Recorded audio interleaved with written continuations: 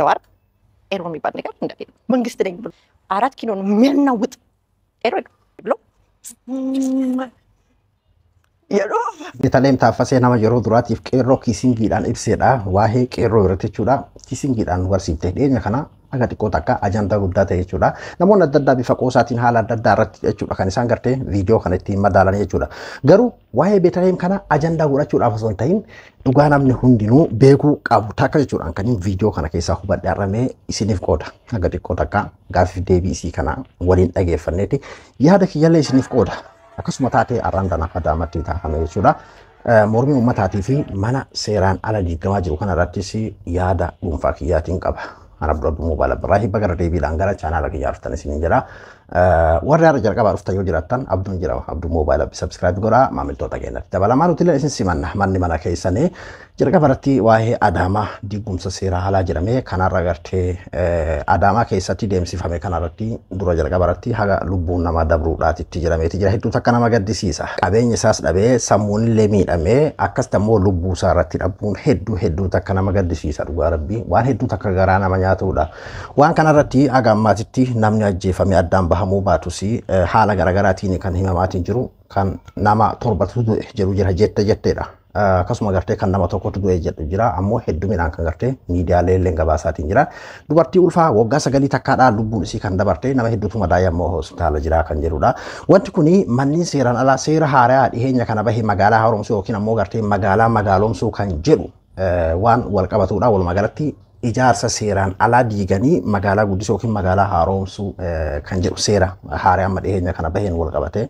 Waan kanarratti waan nama ajaa'ibsiisu warra achirra fakkeenyaa fi miidiyaadhaa fi gaaffiif deebii kennee gara nama 6,700 ta'aa tilmaaman namoonni gartee manni irraa diigamuudhaaf deemu kana keessa kan waggaa 15-18 kana hundatu keessa jiraadha namoota gartee yeroo dheeraa bakka isaan irra jiran jechuudha. Amma wanni rakkoo ta'e kan gartee akka ijaaratu waraqaa kennee fi akka ijaaratan godhesi akkasuma gartee kan amma diigaa jirulleen tokkomaa jechuudha. Amma kana tokko kan hedduu nama ajaa'ibsiisu jechuudha. Ijaarsi seeraan alaa dhugaadha diigamuun isaan oolamu. Anamasi namoota gartee biyyoota namaa kana keessa ta'an akkasuma gartee kan biyya keessatti biraa beelawanii yookiin ammoo gartee wardiyaa dalaganii kuulii dalaganii biraa beelawee gaafa tokko kiraa keessaa baha kiraa kafalachuu dadhabe jedheetiin goojjoo isaa ijaaratu waanuma feetan yoo taatan mootummaan biyya bulchu kama fedhe yoo ta'e mootummaa Oromooillee haa ta'u mootummaa Jinniillee haa ta'u osoo dandahame dhugaadha humni namaa hin dandeettu biyya san keessatti wanni qaaliin lafa dachiidhaa jechuudha biyyuma keessatti dhalate san keessatti jechuudha. Ta'uyyuu ammoo waanuma seera alaa waan caraqaa jirame kana namni osoo qaroomatee irraa goree baay'ee bareedaadha. Biyya san keessatti amma ijaarsi seera alaa hagam yoo jennee jira kenna yoo gartee fakkeenyaa fi fuula dura magaalaa kana taate malee magaalaan guddattee bakka akkasii geette waan jedhamu kana keessatti yooniin kijibuu baadhee irra guddaan manneen ijaarsa seeraa alaa dinatti fakkaata.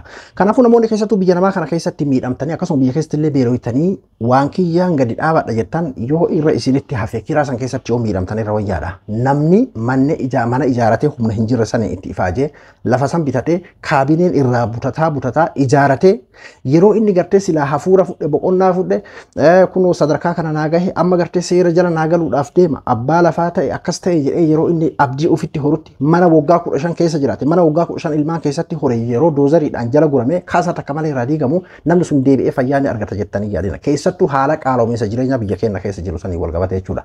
Kanaafuu hanga danda'ameen mootummaa kama fedhe haa ta'u mootummaa komachuu caalaa waan akkasii ka dabre mi fuula duraaf keessattuu jechuun amman tana akkaataan itti gartee fakkeenyaa fi waanuma ofii hojjetan san karaa ittiin seera malee godhanii jalqabuma ofii kasii diriirsan san amma immoo seera malee godhanii akka waan gartee seera namni biraa jallisee diriirsuu dhufaniitti waggaa 15 waggaa 20 duuba deebi'anii waan kana hin balleessin akka jedhutti xiyyeeffatanii jiran jechuudha.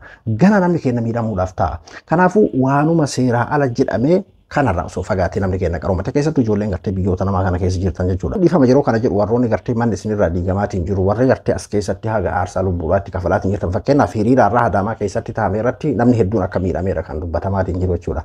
Kanaafuu isin ilaalcha keessan isin miidhuu fi miti osoo fakkeenyaaf mootummaan uummataa jiraate irra bakka inni caayaa waggaa 15 dura keessa jiraate arra caluma doozarii itti dhaabaniidhaan jechuun wanni seera ala takka bar diigamuun isiin oolamtu. Mootummaa fedheen iyyuu haa taatu akkas jedheetiin amanaan akkasumatti fakkaata akka seeraatitti illee jechuudha. Garuu ammoo akkaataadha. Akkamii ijaarame akkamii diigameedha. Amma warra gaafa dura ijaaradhuudhaaf waraqaa namaa kennee hayzoo jedhas mee amma biyyuma seerri jiru san keessatti lafti qotamee manni bu'uureffamee ijaaramee qorqorroon dhahamee xumuramee lassanamee haxiinti ijaaramee keessa jiru keessatti arra eessaa dhufameeti seeraa ala jedhamee yeroo diiguudhaaf doozari jala dhaabbatu jechuudha. Innaa waan akkanaa kun bal'inaan deemamaa jira waan ta'eef deebi'ee suma ta'a abbaan miidhamaa waan ta'eef osoo waanuma seeraa ala irraa fagaatame bareedaadha. Natti fakkaata kun yaada dhuunfaa kiyyaati jechuudha. Kanaafuu namatti gaafachuu dandeessu illee hin jiru. Ati nama gartee fakkeenyaa fi nama gaafa duraa si haati namuma gaafa duraa akka ijaarattuuf karaa si hayyame santu arra diigaa jira. Kan biraa hin jiru jechuudha. Kan ati itti iyyattu kun kam akka itti ijaarattuudhaaf gaafa duraa hayyama sii kenneedha. Har'aan tanallee ammoo kan akka diigamuuf sii mallatteessee isuma kanaa jechuudha. Waan ta'eefidha kan inni kana jechaati hin jiru jechuudha.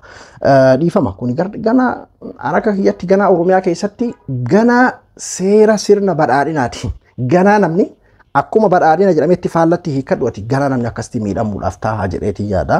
Yeroo hedduu fakkeenyaaf namni hogguu sirna tokko namni tokko yookiin mormu namni sirna tokko sirrii miti jedhee balaaleffatu nuti fagoo jirra. Mootummaa Oromoo jenna waan fedhallee ta'e afaan keenya dubbataa mootummaa akkasiiti jenna. Mootummaa osoo hin taane afaan osoo hin taane kan nama miidhu sirna kan nama fayyadullee sirna. Namichi sun abbaa fedhee haa ta'u. Fedhu Tigree, fedhu Amaara, fedhu Oromoo abbaa fedhe jinni haa ta'u. Biyya keenya keessatti waan dimokiraasiin hin baraminii fi namni akkaatuma gartee tarii gosaatiin wal miiruudhaaf hanga walirraa fudhatuudhaaf waan wal miiruudhaaf yoo taa'ame malee kan si miidhu sirnaa jechuudha. Ammallee waan garaas nyaatu Oromooni fakkeenyaaf yoo osoo amma bar saba biraa taate amma osoo taateen kun saba biraadhaa mudatee akkaataa itti Oromoon kufe gartee amma fakkeenyaaf osoo amma saba Amaaraa taate itti kolfama itti qoosama baga jedhama bichuu abbaa malaa jedhama jechuun ni faarfama irratti jechuudha warri amma gartee lafa diigun jechuudha. Taateen achitti taa'ame kasi mudanne hin jiru. Amma dhiyoo kana karaa calalaqeetiin bareede kan naannoo Meeksikoo Finfinnee keessatti taa'ame tokko namni hedduun bakka piroofaayilii godhatee faasaa ture Finfinnee kana fakkaatti akkas taate jedhe. Gaafa dhiyoo kana biyyaasaa keessa diigamulleen akkasiidhaan naftanyoonni akkas taatee warri akkasii akkas ta'ee kan jedhu jechuu kiyya isaan jalaamaa tuqameef yookiin kana jalaamaa tuqamee miti. Haala akkaataa miilaalaa amala keenya akkaataa safaramnee akkaataa nuti itti keessa jirru jechuudha. Kaleessa kaanii kolfaa har'a ammoo kabiraattu booya bor ammoo samtu kolfaa har'a samtu booya har'a sun kaarra kolfu borin booya gaafa bor ammoo sun booyu kabiraa ammoo ni kolfa. Akkaataa nuti keessa jirru isin jechuu barbaadeeti. Tole hayyee dhiheenya kana beetiin qeerroo jechuun gabaabinumaan akkasitti akka isin jettisan kan jechuun beeku kiisingiidhaan ibsite dhiifama kan jecha kana fayyadamuu kiyyaa fi kiisingiidhaan ibsite jechuudha. Namoonni hedduun bifa adda addaatiin jechuun haala qoosaadhaatiin waa'ee beekii kanarratti kan isaan waa'ee isii yookiin Joohariin jaalattee dhabdee inni kan gartee intarvuu ta'uu fididee haala adda addaatiin jechuun bifuma qoosaatiin ibsata jechuudha namni hedduun. Garuu beetiin waa'ee sanii osoo hin taane an waan isii keessaa hubadhirraa mee viidiyoo isii kana dhageeffanneeti an waan natti fakkaate waan viidiyoo isiin jettee irra dhaabbadheetiin yaada kiyya kennadhaa jechuudha. Beetii mee maal jette jalqaba? ጀዋርን ያነሳሽበት ቦታ ላይ ምን አየው? መጀመሪያ ቅድሚያ ተሰጪው የነበረው ትልቅ ቦታ የነበረ ሰው መጨረሻ ላይ ደግሞ አቅመ ቢስ ሆኖብሻል። ያን ያህል መጀመሪያ ለምን አገነሽ አከበርሽ? ለመጨረሻ ላይ ደግሞ ጀዋር መሐመድ ታስሮ ኦሮሚያ ተኛለሽ ብዬ በርግጥ አስቤ አላውቅም። ፍርሃት ነበረኝ። አገር ወድሞ ያድራል። አንድ ሰው የአንድ ሰው አንገት ላይ አያድርም ብዬ ፈርቼ ነበር። የእውነቴን መንግስትም ደፍሮ ያስረዋል ብዬ አላሰብኩም። ምክንያቱም ሽምግልና ላይ ነበርኩ አይደል? በቃ እኔ አገር ይተርፋል ብዬ አላሰብኩም በማሰብ የእውነት እሱ በኋላ በቃ መብራት ጠፍቶ ጨለማ ውስጥ ተቀምጠህ ሞግ ሲል የሚሰማህ አይነት የተረዳውበት መንገድ መንግስት ይሆናል ብዬ አስቤ ባላውቅም አመጹ በቀላሉ እንደዚህ ይረጋጋል ብዬ አላሰብኩም። ስለዚህ ምን አንደርስታንድ አደረኩኝ እኔ የጀዋር እስር በግልጽ ያሳየው ነገር ቀይሮ የሚባል ነገር እንደሌለ መንግስት ነኝ ብሎ በገደምዳሜ የተናገረበት በግልጽም ሊሆን ይችላል። አንደኛው እሱ ነው። ቀይሮ ያው ወጣት ማለት ነው አይደል? በኦሮምኛ የለውም አድናቂ አለው የለውም ማለት እንችላለን። ለምሳሌ ያለ የለውም እስር ቤት እኮ ወጡ ሲላቸው የሚወጡ ግቡ ሲላቸው የሚገቡ አድናቂዎቹ አሁን ምን እኔን የሚሰድቡኛል። አብይን የሚገለብጥ ቀይሮ 4 ኪሎ ነው የሚያናውጥ ቀይሮ። ያው እነዚህ ከ17 ዓመት ጀምሮ ያሉ ወጣቶች ሶሻል ሚዲያ ላይ ኤነርጂ ቢኖር ኖሮ የሚመጣውን ነገር ይመጣ ነበር። በኋላ እነዚህ ወጣት ልጆች ሶሻል ሚዲያ ላይ ሰቅሳሉ ያናውጣሉ ምናምን ተብሎ የሚጠበቁ ልጆች የከንፈር ቻሌንጅ ብለው እያሉ ፎቶ መነሳት ጀመሩ። ጀዋርን ከእስር ሰብረው ያወጡታል። 4 ኪሎን አናውጡ በጥብጦ የተባሉ ልጆች ያሉ ፎቶ መነሳት እኔ ማለት ይዛኔ እኔ እኮ አልገባኝም። እኔ ወጣቶች ስለሆኑ ልጆች ስለሆኑ ምን ለማድረግ እንደሆነ ብቻ ወደ መዝናኛው ገቡ ልፈልጌ ነው። ወደ ጨዋታ ገቡ፣ ወደ መዝናኛ ገቡ። ከዛ የጥፍር ደግሞ አሉና የጥፍር ቻሌንጅ ብሎ ጥፍራቸውን ተሰራርተው ምናምን ወንዶቹም እኮ ናቸው። እሱም እኮ እዛ እስር ቤት መደንፋት ምን ማለት መናደድ እኮ ተስፋ መቆረጡም ብስጭቱም ሰውን ሁሉ መናከፉ ምን መጣው እኮ ምንም አይነት እንቅስቃሴ እየተደረገ ስላልሆነ ምንም ነገር ስለሌለ አድናቂዎች ግን ያሉትም አድናቂዎች አሉ። እኔም ላይ የሚይዙትብኝ የሚፎክሩብኝ። እኔ ግን ያልኩት አብይን የሚገለብጥ ቀይሮ የለም። Abbootii siree Gaafiin gaazexeessaa Joohariin gaafa jalqabaa ol fuutee jechuun akka nama guddaa tokkoodhaatitti ittis dhiyaatte akka nama guddaa tokkootitti isa leellisaatti turte deebitee ammoo boodarra waan hin jirre tokko goote jechuun akka agartee nama hin jirre tokkotti lafaan dhooyte kitaaba kee keessatti illee kana katabdee maaltu taameedha jalqaba maaliif ol kaaftee amma ammoo maaliif gadi buusuun barbaachisee kan jedhudha. Gaafiin isin deebiftee kana keessatti jechuun xiqqoo kanarra dheeraadhaan keessaa gabaabsee sababoota isin kaafte keessaa kan waa'ee qeerroodhaatiif Jooharii wal qabatudha. Jooharii gaafa inni hidhamutti akkanan seenedha. Namni tokkochi gartee mana rafee hin bula hin seenedha. Waan biyyi guutuun gartee barbadootu seheedha. Akkasuma gartee mootummaanis waan daffaree isa hidhuu natti hin fakkaannedha. Gabaabdumatti Joohariin hidhamuu isaarraa waniin adda bare akka warri gartee gaafa duraadha inni gartee gaafa duraa mootummaadha ufiin jedhe si waliin iyyuu interview godhe sun jechuudha. Qeerroon gaafa duraa isaaf namni tokkochi rafeetiin hin bulu jenneetii yaane sun akka hin jirredha kan hin argee. Dinqisiifattoota qofatu jira. Dinqisiifattoonni anarratti illee kunoo dhagaa darbachaatti jiranii. Wanni Joohariin mana hidhaa keessatti illee gartee haga gartee sadarkaa akka maraatummaa isa fakkeesseetiin bisootii adda addaadhaa itti heddummeessaatiin ture maaliif callisan ka jedhu kanaadhaa kan yaaddoo itti tahee jechuun sababoota himaa jirti beekaa jechuun gaafa duraa fakkeenyaaf guddaa tahee itti mul'atee amma boodarra immoo yeroo gartee haala akkaataa riisarchii gooteen yookiin qorannoo gooteedhaan akka namni tokkolleen qeerroo wanni jedhamu biyya keessa akka hin jirre qeerroo jechuun waxaatii afaan Oromoo yookiin dargaggeessa afaan Oromoo dubbatu jechuudhaan jettu fakkeenyaaf qeerroo wanni jedhamu hin jiru. Warra dinqisiifatu qofatu jira. Sanirraa kan hafe qeerroon 4 kiiloo san jijjiiruu danda'u kan finqiluu danda'u akka gaafa wayyaanee san kan godhuu danda'u hin jirudha. Dhugumatti qeerroon hin jiru jechuu ni dandeenya haguu jetteen hin jiru jetteen fakkeenyaaf jala murtee jechuudha. Qeerroo beekee kaa'ama kana. Qeerroo wanni jedhamee kan gartee abiyyiin fonqolchuu danda'u hin jiru. Walumaa galatti abiyyiin isa Joohariin isa kanaafidha. Gaafa inni hidhameeyyuu osoo gartee qeerroon biyya isaa walitti barbadeesseetiin Joohariin hidhaadhaa baasuu mala yookiin ammoo biyya isaa girgireessuu mala jedhameetiin osoo yaadamu namoota hidhii gartee akkas jedhaniiti jechuun kiisingii akkasitti gartee suuraa ka'an sanitti social media kanarratti sanirratti dhaabbate isaan kan ammoo gartee isaan qeensa mul'ifatanii jechuun gaafa gartee Joohar hidhame san gaafa yeroo uffatamuu haala akkasii san keessa turame sanitti jechuu isiiti. Ka Jooharii wal qabatee isiin haa jettu rakkoon qabu san jechuun biyyi yeroo san keessatti nagaa turte Joohar maaliif hidhaadhaa bahe akkam keessa ture san naqu waa'ee Joohar nama siyaasaatti waan feete haa jettuun akkaataa gartee ergama itti kennamee san fudhatte jechuudha. Qeerroon hin jiru isa jedhamu kana qaamni amma isii tana erge amma isa kanaadha kan ajaa'ibsiisan qaamni barbaadiyyuu isii tana haa erguudha. Fakkeenyaaf Joohariin akka barbaadame irratti maaliif akkanatti hawaasummaa kana tuffachuu qeerroo wanti jedhame hin jiru. Mee amma dura tokkoffaa isiin qeerroodhaan maal waliiti amma fakkeenyaaf intalli tuni kaleessa waggaa 5 dura jijjiirama kana waliin gartee Oromoon intala jabduu ta'e waa'ee gaafiif deebii irratti gaazexeessummaa irratti isii faarseetiin akkasuma gartee intala ta'e finfinneetti taa'al jechuudhaan faarsuu keessatti seenaa akkasumatti gartee Jooharitti illee dhiyaatte. Kana biraatiin sadarkaa itti gartee Joohar sodaatamaatiin jiru amma tana illee kan inni dubbataatiin jiru dhiyoo tana xiqqoo waa katabaa jira.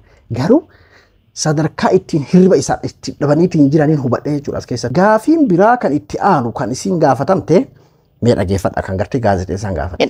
አብረውት ሲሰሩ የነበሩ ሰዎች እነሱስ ምን አደረጉ? የዛኔ ብዙ ጊዜ ስሙን እንደውም አይጠሩ ነበር። ይሄ ራቫዶሪ የሚባለው ፕሮግራም ላይ የነበሩ ሰዎች በሙሉ የሉም። አብዛኞቹ ጋር አይተኮራረፈ። እንደውም እኔ እንደ መሪ መሬት ላይ ከዚህ ሁሉ ሰው ጋር ከተጣላ መሪ ቢሆን ምን አይነት ሰው ነው የሚሆነው ብዬ ቁጭ ብዬ አስባለሁ። አይ ቲንክ እኔ ከሁለት ሰዎች በላይ ካጠገቡ ያሉ አይመስለኝም። አንደኛው እኔ ጥሩ ነገር ጥሩ ነው ለመሰለ እኔ በወጣቶች ደም እስከ መቼ ድረስ ነው 6000 ወጣት ሜዳ ገብሩ እንደገና የሚገብርበት ምክንያት አይታይም። የተሻለ ወደ ጠረጴዛ ለእናቶችም ማዘን ያስፈልጋል። ለኦሮሞ እናቶችም ለሀገሩ ለጋራው ለሸንተረሩ እውነት ኦሮሚያ ውስጥ ያሉ ወንዞች ሳሮች ቅጠሎች ማዘን ያስፈልጋል። ተቀምጠው መነጋገር እንጂ እና ወጣቱን እና ሙትልኝና እኔን ወደ መፈልግበት ነገር አስገባኛል። ወጣቱ እነሱ ትዳር ይዘው እነሱ ጥሩ መኪና እየነዱ እነሱ ከሀገር ሀገር እየዞሩ እና ደግ አደረገ አንዳንዴ እንኳን ከንፈሩን ፎቶ ተነሳ Hiriyoon isa warroonni gartee gaafa duraa waliin hojjetaatiin turan hoo warroonni gartee isatti dhiyaatan kan gaafa duraa waliin hojjetaatiin turan hoo kan jedhudha. Jechuun aktiivistoonni gaafa duraa isaa waliin hojjetan kan gaafa gartee wayyaanee ittiin galabbatanii jechuudha. Jechuun eega gartee qeerroo wannummaan jedhame kan 4 kiiloo jijjiiruu danda'u kan gartee abiyyiin humnaan kuffisuu danda'u hin jiru eega jedhame booda jechuun ammatti maaliif ajandaa kun akka ka'illee namaaf hin galu beeki waa'een gartee qeerroon hin jiruudhaa fi abiyyi kuffisuu hin danda'anii abiyyetti jechuun amma isiin tarii afaan Oromoon beektu wanni kun warra afaan Oromoo dubbatuuni hedduu irratti hojjetamee hojjechiisaniiti wanni kun kan jechuun kuma gaafa gartee haaceen ajjeefamirraa kaafame wanni kun bal'inaan afaan Oromootiin irratti hojjetamaati ture karaa gartee Taayyee Danda'a Reedoo fa'aa akkasuma gartee karaa Hangaasaa Ibraahim fa'aadhaan jechuudha turtuu irratti hojjetame warra afaan Oromootiin jechuudha. Bal'inaan irratti hojjetamee jira waa'een Jawaaris waa'een qeerroo kun illee jechuudha. Amma isin ammoo afaan Amaaraatiin kan isin gadi baate isin quban qabdu wantoota dabree fi waan deebamaa ture sana hundayyuu quban qabdu amma isin haaraatti kanaan gad dhufte jechuudha. Jechuun hiriyoon isin irra jennaan hin jiru jette fakkeenyaaf maqama isaatuun kaasan jette gaafa inni hidhame sanirraa kaasee maqama isaatuun kaasan jette hunda isaaniitiin gartee wal lolaniiti jiranii jette. Kanaafuu gartee waa'ee Raabaadorii jechuun warra Raabaadorii ture sun tokkoon isaaniitiin maqaa isaa hin kaasanii hedduu waliin fedhanii hedduu gartee nama hundaan wal lolaa namaa wajji waliin garuu inumayyuu yeroon kana argu yeroon taa'eetii yaadu namoota ar'a isaa waliin hojjetan tokkochaan walii galuu dadhabee namni tokkochi ka gartee cinaa isaa hin jirre ar'a nama tokko yookiin lama jette kan isaa waliin jiru kan isaa wajji walii galu kaawwa waliin dubbisanii jibbanii jette. Kan akkasii osoo gartee biyya qabaate Anjoohariin gartee mootummaa hin taalle jedhee yaadeetiin beeku mootummaan hin taalle jedhee yaadeen beeku ammoo sadarkaa kanatti ni xiqqaata jedhee yaadeen beeku jette fakkeenyaaf haasawasii kareefu keessatti illee jechuudha. Kanaaf akkamitti biyya bulchaa akkamitti ammoo osoo biyya bulchee nama meeqa wal dhabaa jechuun amma sadarkaa itti jechuun Jawaar nama siyaasaati abbaan barbaade waan fedhe jechuun illee akkasuma gartee inni illee afaan kan dhaalu ofirraa qaba jechuun tuffatee namoota kana kaawwaliiwwan inni dubbataa fi miti garuu as keessa maaliif wanti kun ka'ame ka jedhu ati if gaafachuudha. Akkasuma gartee qeerroo hin jiru 4 kiiloo cabsuu hin danda'an abiyyiin galabaxuu hin danda'an ka jedhu maaliif jechuun ati uf gaafachuu qabda jechuudha. Anammoo waa'ee beekii ajandaa godhachuudhaaf osoo hin tahin waan as keessatti jedhamee fi beetiin amma maalirraa akka jirtu ati yoo ariifa taate ofii keetii maladhu jechuun isa gartee namni hedduun jaalalaaf akkas jedhanii qoosatti jijjiiran sana osoo hin ta'in jechoon as keessatti fayyadamte kanaaf isa waa'ee gartee qeerroon hin jiru jette kan isin qorattee guutuu Oromiyaa keessaa hubatteedhaa fi akkasuma gartee Jawaar mootummaan ta'a jedhee yaadu ammoo sadarkaa kanatti ni xiqqaata inumayyuu namoota waliin hojjetan 2-3 wajjin iyyuu walii galuu hin dandeenye kuni ragaa guddaadha jechuun sababoota Jawaariin amma diqqeesteef jechuun gaafa duraa guddaa gootee amma diqqeesteef jedhu yeroo ibsatudha. Ati yoo nama abshaala nama ariifa taate wantoota jedhame kana keessaa maal amma qabatteetiin akka isin deemaatiin jirtu isiniif gala jedheetii yaada. Karaa biraatiin ammoo sadarkaa itti gartee sodaatamee qeerroon ammayyuu osoo hin ka'in iyyuu badaawwan qeerroon kun nutti ka'an hagamta akka sodaan akka jiruu fi karaa kaaniin ammoo tuffii biraa agarsiisaa karaa kaaniin ammoo sodaa agarsiisaa akkamitti akka jiramu keessaanii hubattan jedheetii yaada. Jechuun waa'een Jawaarillee hagamta akka gartee hirriba nama dhorkeen as keessatti hubadhe dhugaa dubbachuu fi kanaadha gartee wanti beetiin jettee bal'inaan garuu as keessatti beekisiin amma hayyoota dhiibbaa geessisuu danda'an hedduu irrattiidha kan fakkeenyaaf isaan dubbatan jechuudha. Namoota 5-6 namoota agartan kan hundi si Habashoota kan gartee warra Itoophiyaa andirnatii kan akkasuma gartee tariifaannoo sappoortanillee keessa jiraachuu danda'anii namoota dhiibbaa ni geessisan jedhaman hedduu waliinidha gartee kan isin xiinxalte. Intala tanaan akka kiyyatti qaamni barbaadeyyuu gartee fakkeenyaaf isii amma turjumaana godhee spiikara godhee ittiin haa dubbatatu. Isii yoo gaazexeessaa taateetiin fakkeenyaaf nama falmite qofaadha dandeettiin isii dubbachuu kanarratti Jawaar inumayyuu baga dhiisetti akkasiin haasawan beekne baza Jawaar inumayyuu baga waan kana keessaa bahee jette ofii isaaniiti bultii keessa jiraataa ofii bultii horatanii mana ho'aa keessa jiraataa qeerroo gartee akkasiin miskiina ficcisiisuun akkas godhuun lagaafillee yaaduu qaba gaaraafillee yaaduu qaba mukaafillee yaaduu qaba jette biyya san keessatti ganaa Jawaar jechuun mukaa fi lagaa fi gaarallee sululallee jeequu hin qabu jette kana ta'uudhaaf cal'isuudha jechuun waa takka irraa zeeroo ta'eetiin bahuun isaa ammoo na gammachiisette. Eega zeeroo ta'e namni zeeroo ta'e tokko akkamitti ajandaa namaaf ta'eetiin sadarkaa itti kiisingiidhaatiin ibsamame. Inna haala akkana kanatu jira. Haalli biyyi keenya keessa jirtu kun gara nama nyaatu akkaataa gartee siyaasa wal xaxaa siyaasa gartee fakkeenyaaf haala akkanaa kanaan waa meeqaaf gartee karoorfame waa meeqaan gartee ati amma yoom haala dabrame keessa as dabarre kun yoom nurraa dhaabbata yoom akkas taana yoom walii galama yoom araarri bu'a yoom akkas taana ati waa meeqa jennaami naati uummanni keenya humna gahaan irraftii argata jennaami amma iyyuu xaxaa meeqatu as deemaatiin jira waan jedhu namni qaroon as keessaa waa hedduudha hubattan jechuun ka isii tuffadha isii waa'ee qeerrootiin baran isin maanam afaan amaaraatiin eenyutti himaa jirti ka jedhu illeen gaafiidha qeerroodhaaf isii waliin fakkaattu qeerrooni kan inni dubbatu afaan biraati waa'ee isiidhaatiin wal hin beeku isiin amma riisarchii gootee jechuun humna katabamee itti kenname sanuu himuu dandeenya jechuudha osoo gaazexeessummaadhaan gaafattee nama tokko tarii nama gartee yookiin sabboonaa ofiin jedhu tokko akkasii gartee karaa gartee kun Jawaar sadarkaa kanarra qeerroon sadarkaa kanarra jira jettee akkasitti diqqeessite irraa bareeda natti fakkaata an akkaan dhageeffadhetti jechuudha bazabazaa kanarra jechuu barbaadeeti haala jiru as keessaa isiniif gala jedheeti yaada ana bura dhumuu baala biraa hanga qophii biraatti waliin deebinutti nagaan naa tura.